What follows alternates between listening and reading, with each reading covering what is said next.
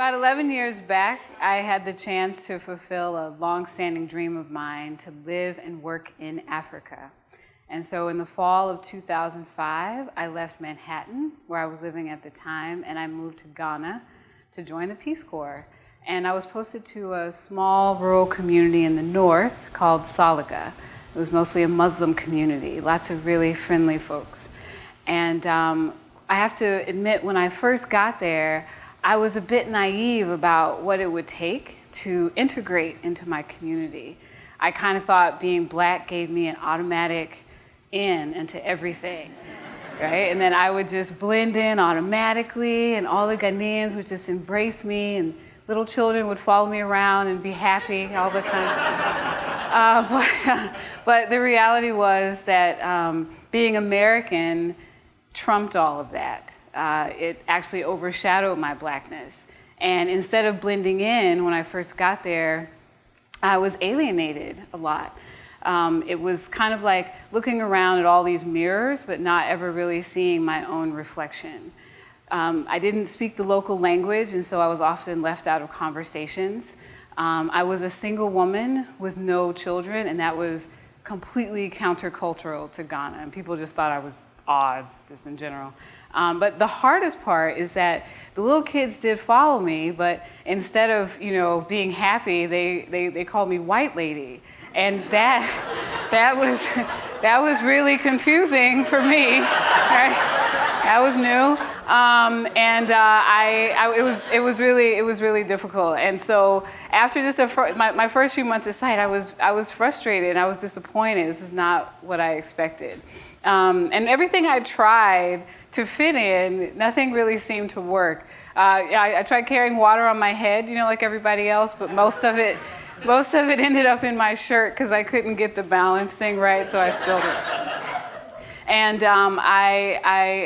you know how sometimes when you're talking to someone, you don't really understand everything they're saying, you kind of nod your head in approval, right? Yeah, I stopped doing that the day I almost sold the caretaker's dog to the butcher. Yeah.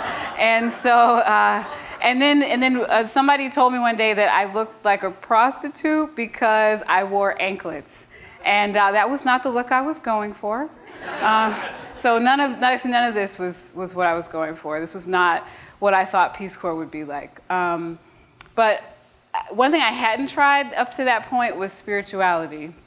And so you're in Ghana for about, I would say, 5 minutes before you realize how important God and religion are to the culture. They are woven into every aspect of life. Businesses are named after scriptures. Public meetings open with a blessing. And in my community, Salaga, Muslims stopped 5 times a day, whatever they were doing, to pray. And so actually one of my first memories at site was being scared awake out of this deep sleep from the imam's 4:30 a.m. call to prayer. There was a megaphone right next to my house, and he just called out, and I jumped up thinking, what is going on?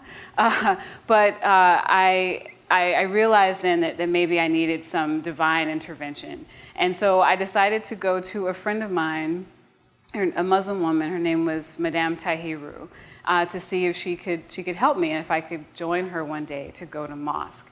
And so I was a little nervous about it because as a Christian, I wasn't sure if I'd be welcome in a Muslim service. But she just looked up at me and smiled, and she said, "Don't worry, God is God. You are most welcome." And so we made a plan for me to join her. And I knew that I would need a veil to cover my head before I could go to mosque, so I went to the market to find one.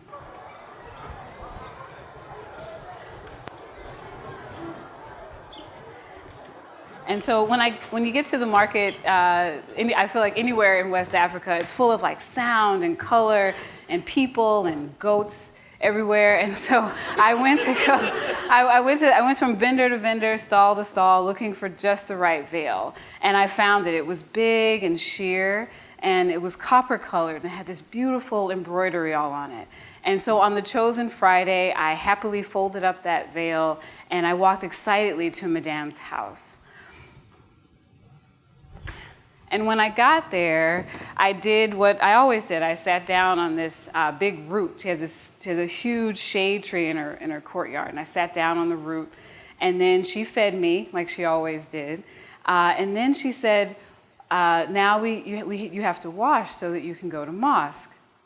So I was confused by this because I had taken a bath before I left my house, and I was wearing a fresh T-shirt and my longest denim skirt, both courtesy of Old Navy. Thank you very much.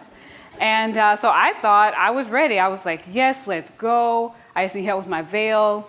Let's do this, right? And she's like, no, not yet. So she wisely ignored my American impatience, and she wouldn't let me leave unprepared. And so she began to explain to me what to do. So she said, you take some water, and you rub it through your hair over your head. And then you take a little more and you wash your face, and then you wash your hands and your feet.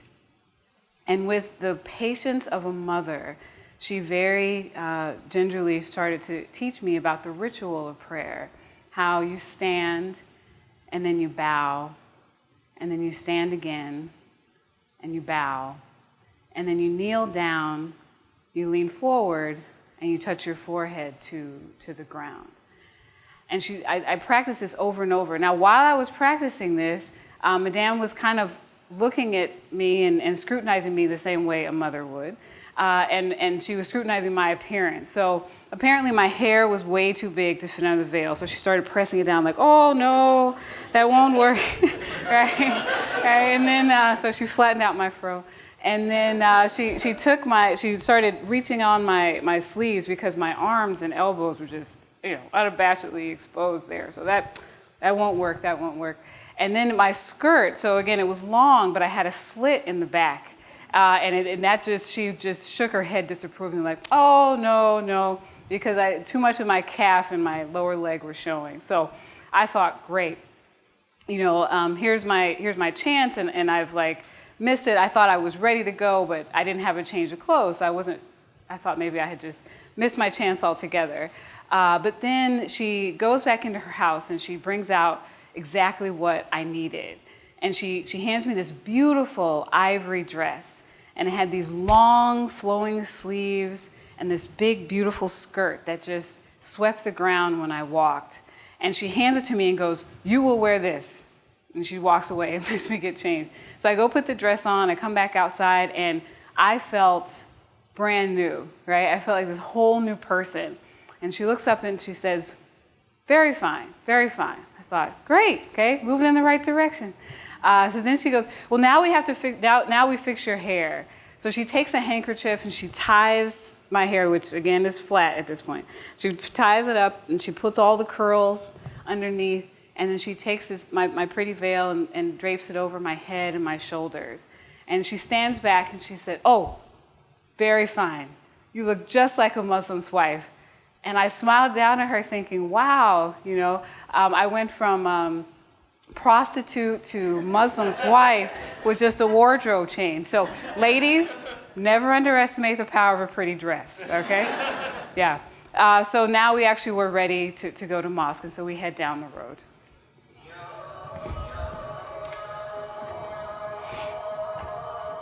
And when I got there, I took off my shoes and left them by the door like everyone else had done. And I walk into this big open room, and there's rows and rows of Ghanaian women sitting on prayer rugs. And I look around because I see all these familiar faces, people that I had seen for months, around the community, riding their bikes and at the market, feeding their babies. And I was sitting there next to Madame, and I was smiling to myself because I thought, they don't recognize me, right? I'm incognito, I'm not a foreigner in this place. And so the men sat in a room separate from us, separate by a wall and a doorway size opening. And the imam was in that room. And so I could hear him speaking, but I couldn't see him. And he spoke only in Arabic, and so not the local language. And so I lean over to Madame, and I whisper, I say, I don't speak Arabic. So I don't know what he's saying. I won't know what to do. And she whispers back and says, don't worry, we too do not understand. It's okay. Right? So I knew I was in good company. And that just put me at ease. And so, but then he said something familiar because everyone stood up at once, and I just, followed along. And I knew, I got excited because I knew it was time for me to show off my new moves. And so that I had just practiced so hard. And so then as a congregation, we all stood, and then we bowed, and then we stood again, and we bowed, and then we kneeled down to the floor, leaned forward, and touched our foreheads to the ground. Now, when I was in Madame's courtyard, I just kind of did it for demonstration. I didn't really practice putting my head on the ground. I was still too American, I think, to put my head on the dirt. But when I did it in that place, right, when I had my head and my hands pressed against that cool concrete, I felt this overwhelming sense of calm and humility. And then with my head still bowed, I looked to the left and I looked to the right, and I saw this line of all these beautiful black women. And I was so amazed at the beauty of our black skin and the unison of our movement. And I knew then that I had found a place, that I was no longer a foreigner, that I had found a place within that community. And it didn't matter if I, didn't understand the language, I didn't understand what people were saying, I didn't have the right clothes. All that really mattered was that I show up and be present, and everything else would take care of itself.